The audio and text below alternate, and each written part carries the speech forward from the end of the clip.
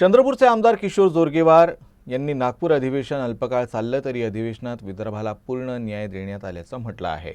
याशिवाय पूर्व विदर्भाचा विकास, सुधीर मुनगंटीवार यांची नाराजी, खातेवाटप यावर देखील त्यांनी प्रतिक्रिया दिली।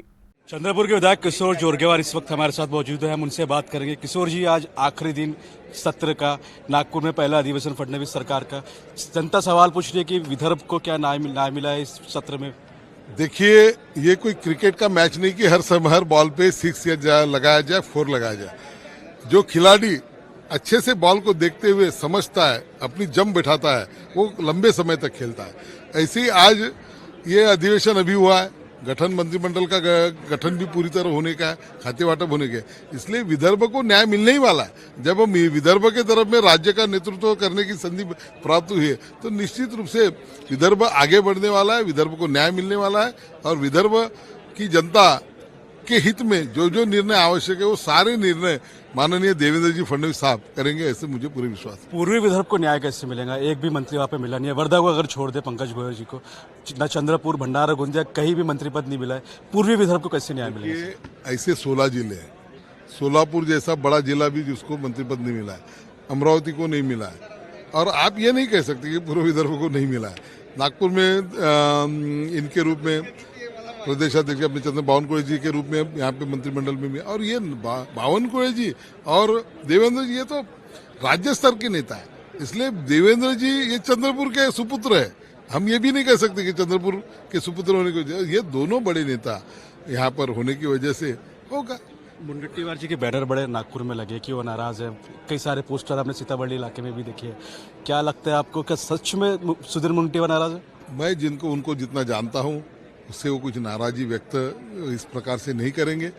और दूसरी बात, उन्होंने खुद स्वयं भी कहा है कि पार्टी जो भी जिम्मेदारी दी जाती है वो उसका निर्वहन करेंगे। ये बैनर शायद और किसी ने लगाए होंगे, किसी प्रेमी व्यक्ति ने, तो अपनी कभी भूमिका रखने के लिए, प्यार जताने के लिए कुछ कार्यकर्ता, कुछ प्रेमी लोग इस प्रकार का करते हैं, लेकिन मुझे नहीं लगता कि उन्होंने ये कुछ बैनर लगाने का। और उस बैनर पे जो मजकूर भी लिखा है वो कोई ऐसा कोई आपत्तिजनक है ही नहीं है। उन्होंने कहा गया है कि भाई उनका जो काम किया हुआ है, उनका सफर है, उस सफर को उन्होंने अधोरेखित किया है, इसलिए उसमें कोई सोची। चर्चा ये भी है कि आपके फडणवीस जी के संबंध बहुत अच्छे हैं और आपके विरोधकों को इस तरह से बिठाया जा रहा है। आपको लगता है कि सच बात है कि अफवाह है सिर्फ?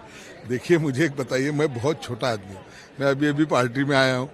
पार्टी में मुझे भारतीय जनता पार्टी का एक विधायक के रूप में मुझे वहाँ पे काम करने की संधि मुझे मिली है।